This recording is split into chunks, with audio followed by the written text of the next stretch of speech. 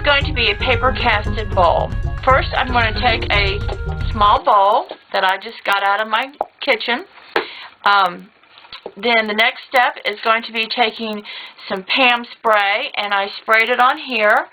And I don't have to spray a lot, and then I just take my fingers and just kind of wipe it around the bowl just to cover it and make it so that it's a nice release agent.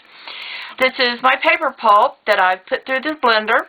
I've shredded it, and I have drained some of the water out of it. It still has water in it. As you can see, I can squeeze it, and I still have lots of water. It's kind of like a dried oatmeal consistency. Okay, so it's still wet, but not completely dry, but still wet.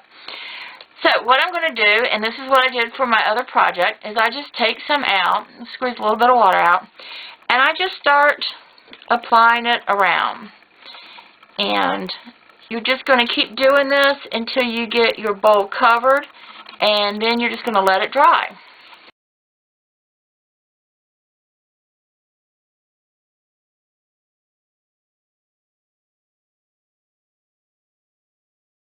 So take that paper towel, just soak up some of that water there.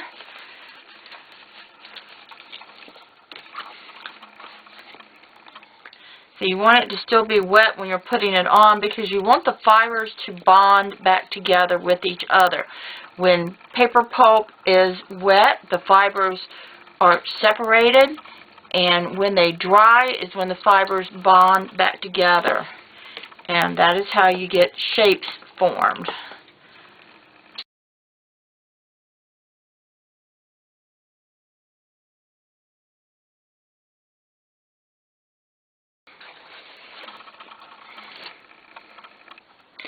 Now, this is just a 90-degree angle, and I like to use it for two reasons. One, it's got a nice flat surface, so I can sit here and press down the bottom of my bowl to get a nice flat surface. And also because it's flexible, I can use it to scoop around the edges, bringing the pulp up to those edges of the bowl, and kind of making sure that I'm getting, oops, I pulled in my towel there, and that caused a problem. Getting a nice clean edge to my bowl. At least as long as I don't suck in my paper towel with me that's sitting over there. So I'm going to go back over that a little bit. Okay. Use that just to soak up some of the water. And then I got another paper towel, and I'm just going to lay it over here and just soak out some of the water. You don't have to do any pressure, you're just basically laying it right across the pulp itself. And there's a bunch of pulp over there. I'll pick that up, and I think I'm going to bring it right here. Just a matter of playing with it. I don't consider this to be a fast project, but I do consider it to be an easy project. But playing around with it a little bit, I think helps.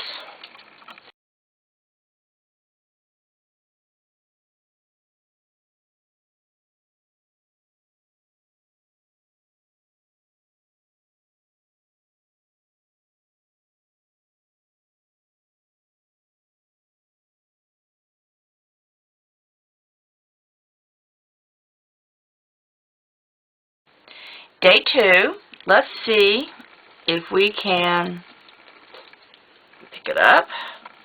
Whoop. And I want to get rid of this. Scrape that to the side. I'm going to set that down just like that. And what I'm going to try to do right now is just make sure that nothing is going to dry over that ledge. And by ledge, I mean the end of the bowl here, because that's what's going to stick when I go to remove it. So all I'm doing is just gently pushing back any pulp that looks like it is over the edge of the top of the bowl. Okay, and then I'm going to have to let this dry a little bit before I try and remove it, but it's doing good.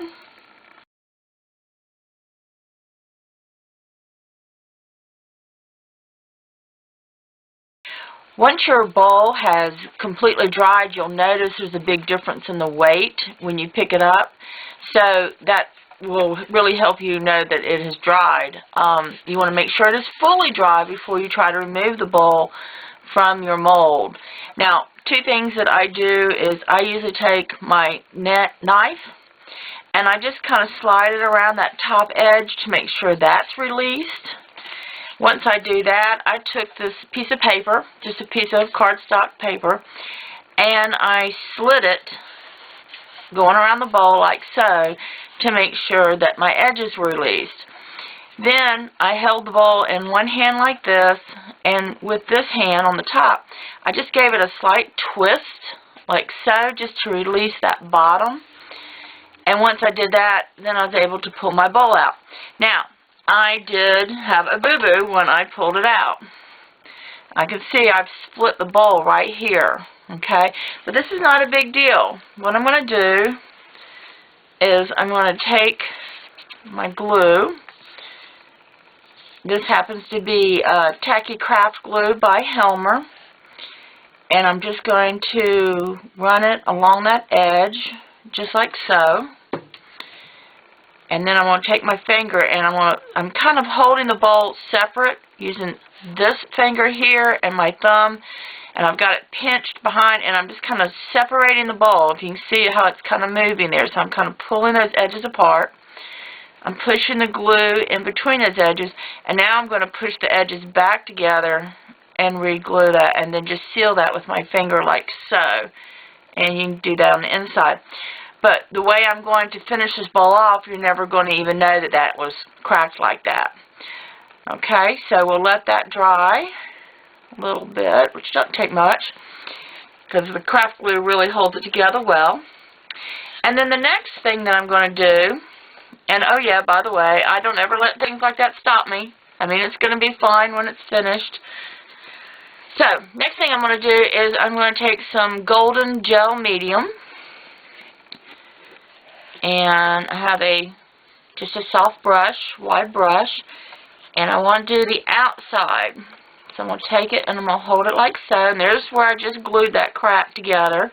You see it's holding together nicely. And we're going to further seal that. And this will also make your paper a little stronger. And this is soft gel. So I just like how that looks. I don't think it really matters what kind of gel you use. I don't really know because I haven't had that much opportunity to play with different mediums as far as sealing the paper. But so far I like the soft gels the best. And I'm just going to work my way around just like so.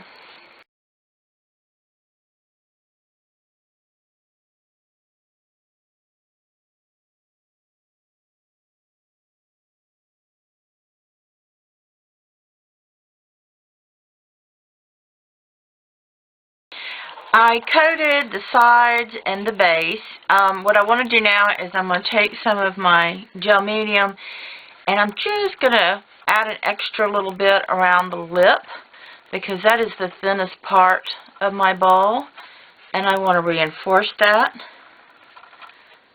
So that's what I'm going to do, and then I'll let that dry and then we'll collage the inside.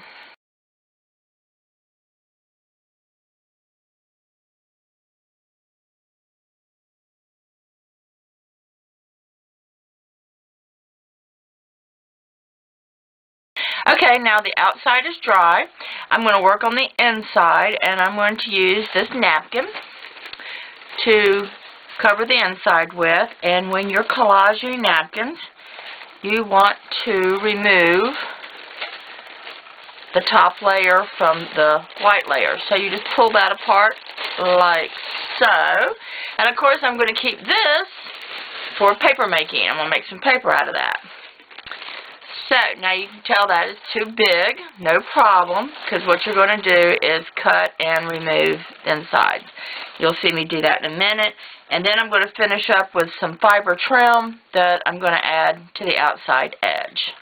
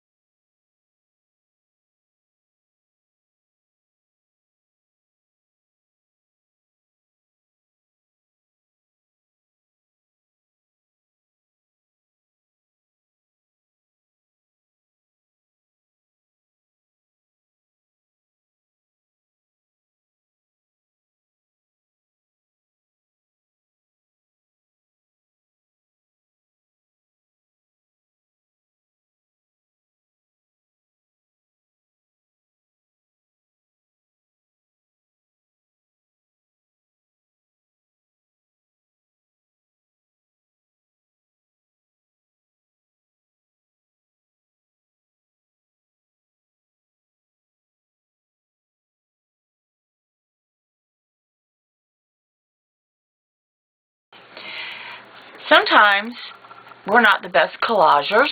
I know I'm not, but I do know little tricks to make it look like I did a really good collage job. So right here, I tore the leaf when I was pressing it into the bottom of the bowl. You can see that little mark there, and I'm going to show you a close-up picture of it so you can see it even better.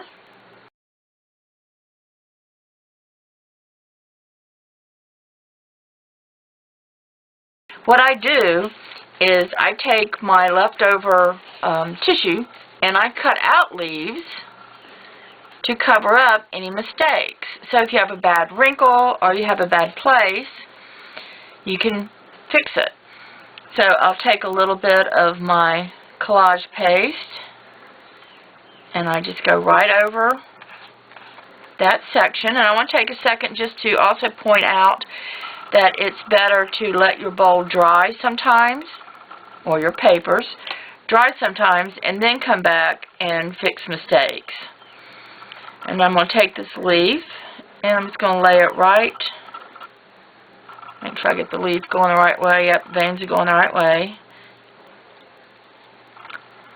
And then take your finger and just move it around a little bit so that it matches up. Now, it doesn't really have to be perfect, to be honest with you, because those mistakes really won't show, and because of this pattern here, the leaves are overlapping each other anyway, so you really can't tell. Anyway, that fixes that mistake there. Now I had another mistake, which is, see if it gets hard to tell sometimes. Oh, I was patching up this maple leaf here, and I did not have enough of the leaf to be able to do like I wanted to do, so I'm just going to overlap another leaf.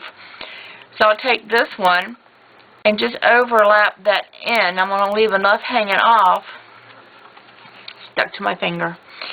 I'm going to leave enough hanging off I can just trim off what I don't need. Sometimes it's better to have too much than not enough. So I'm just going to put some more paste here. Take my leaf. I'm just going to drape this edge over to cover that mistake. Again, just pat. I'll take a little bit of the extra paste here and go over any edges, and that really seals those edges down. And of course I'm going to be covering the whole bowl again once it's complete. And I'm just bending my paper over the edge there just so I get an idea. But see, now that is fixed. You would never know that that didn't have a finished leaf area. So I go back through and I correct that way. Now, another thing that I do to finish is I'm going to trim the edges of my paper around my bowl, and at this point, even if I cut into the bowl itself, it's okay because my edges of my bowl probably aren't the straightest, so this kind of helps even that up too. So I don't mind getting right in there and cutting some of the edges of that bowl. Now I'm not going to cut the leaf that I just did because I don't want my scissors to get messed up. And then you can also take your paper, your bowl here, and bend your edges over just a little bit. It's a minute detail, but I think it gives it a nice finished look to the bowl. Because the collage paste soaks into the paper, your paper is a little damp. But because you have put the paste on the outside, the gel paste on the outside, you have a nice firm shape, but it's just a little malleable that you can maneuver and alter your edges a little bit. I mean, I wouldn't try to change the whole shape of the bowl, but just pinching those edges and pressing down gives them a little bit of a flare. And you can go back and check and make sure, like right there, so I can see a little bit of my edge of paper hanging over. So I'm just going to take my scissors and trim over. And hopefully when I add my trim to it, any other edges that are not even or paper's not completely flush when I cut it won't show when I add the trim. So all I got to do is let this right here dry, and again, so I just kind of bend that edge over, and all that does right there is it just, when you're looking down into the bowl, you don't see the top of your paper out here. It just gives you a nice finished edge to it. But now I think everything is fixed, I believe.